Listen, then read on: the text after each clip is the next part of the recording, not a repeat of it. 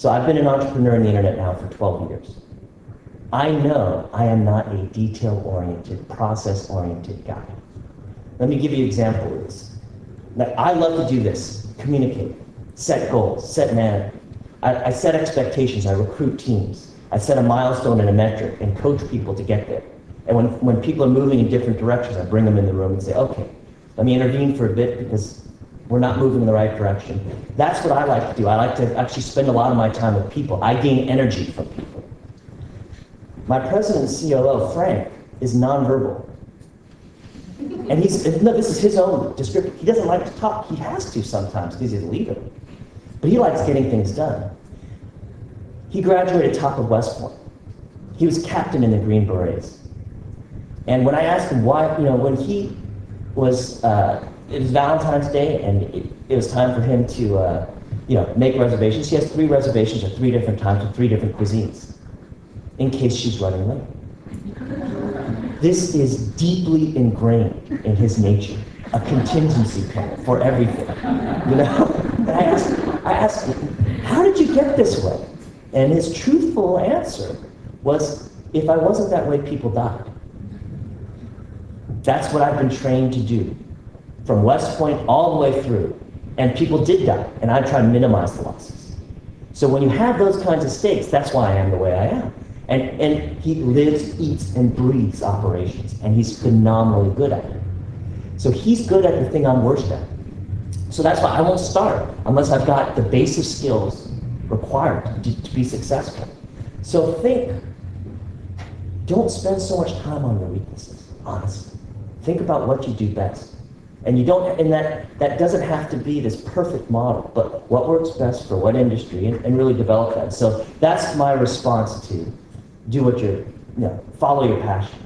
Is first make sure it's something that you're good at. Make sure that your weakness is not something that will kill you in that job. A non-detail-oriented surgeon, no matter how brilliant, is a very bad surgeon because their cost of their mistakes are huge, right? So let me see. Second example of advice. Go to graduate school, it creates options. And there's a whole category of these things. Go take this job, it'll create options. It's a good learning experience. It sounds really good, because particularly being Asian American, there's this huge emphasis on education. And I think everyone should get a college education, no question. My parents are extreme. My mother's a pediatrician. My father's an endocrinologist. I have 2 doctors. They believe business school is a trade school. They thought it was a complete waste of time. They think it's way too risky. They didn't understand what the internet was. I said, no. So when I was getting my, I happened to go to get my MBA at Harvard, and I was thinking about doing the JD MBA program. So it's getting your law degree and your business degree, and instead of a 2-year MBA program, it's a 4-year graduate degree, right? So it's 3 years of law school plus 1. And you think, it's just 2 more years, right? And they said, it'll create options. It's a fallback position from this risky thing, of business, entrepreneurship. And that was before they knew I was going to do the internet in 1995. So I'm sitting in business school going, I don't ever want to be a lawyer. It's very strange now that I'm CEO of LegalZoom, got a company, the largest online provider of legal documents. I said, I'm meeting a lot of lawyers. I don't like what they do. I don't like the life that they live. I don't like the fact that it's like, to me, it's about my parents, where if someone calls and they're on emergency and we're at dinner at 9 o'clock, they go and take it, right? I have a phenomenal lawyer at LegalZoom that we use. He makes $600 an hour, probably brings home millions of dollars a year. But he was on the phone with me in a conference call an hour and a half before his wedding in a limo in Napa. And I said, what are you doing? You're about to be married. And he said, yeah, I got some time, so I thought that's not he's phenomenally successful, and if you're wired that way, go for it. But I know that wasn't right for me. So I said, I'm not gonna do that. I'm gonna just jump into the internet. Now, fast forward a little bit, about short, where it only been 2 years. But that means graduating in 1997, I'm dating myself now, versus graduating in 1999. For those of you that may not remember, the bubble crashed in 2000 in March. So, when I think about what the difference in my life would have been, the internet has been and will always be constant change. The person who leads constant change most often is the person most experienced with constant change. When I look at a technologist, people say, go for the young 16-year-old techie out of the garage. For certain open source or certain products, I do look for those people.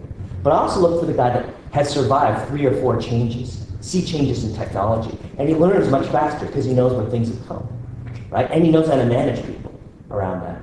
So, where if I had stayed, I would have had $150,000 of debt graduating in '99. I would have likely, with that amount of debt, probably taken a year or 2 to pay it off as an associate making whatever, 150 grand a year. And so I would have been a first-year associate, newly minted JD MBA, trying to pay off debt at the time of the internet bubble. Versus by getting in early and doing what I was passionate about. But it was actually something that I thought would be valuable. I wasn't sure at the time, frankly. So you can poke fun at my advice anytime.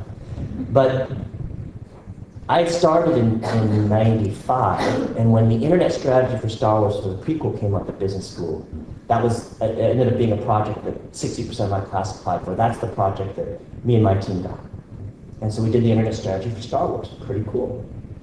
And then when it came to e-commerce, because I was trying to build an e-commerce apparel play, I ended up, through a long string of events, advising jcrew.com, and then restructuring that and building that out and taking it from 2 million to about 30 million in sales in 11 months, which became the largest online apparel site.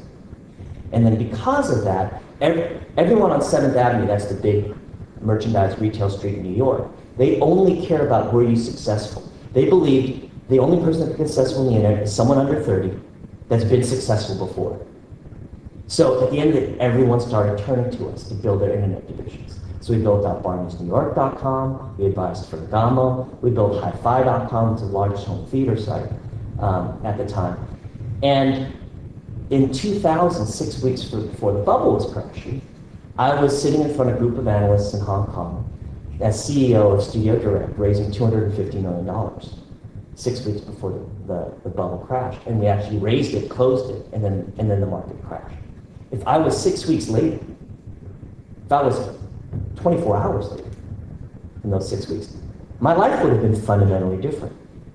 I was working for the largest global supply chain company in the world with a ridiculous amount of capital, far more than we ever needed, with a pure play team going after a huge opportunity, being apprenticed under 2 billionaires that would be my personal mentors, that were incredibly smart, incredibly generous, and very humble, and have taught me many different things.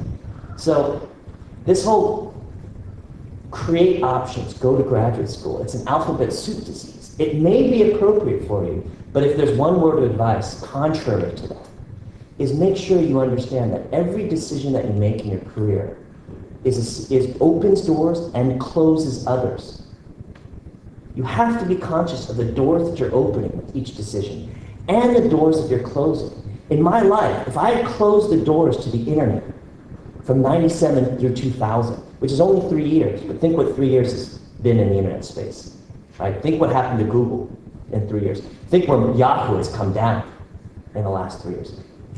Time is opportunity. Every decision you make closes doors.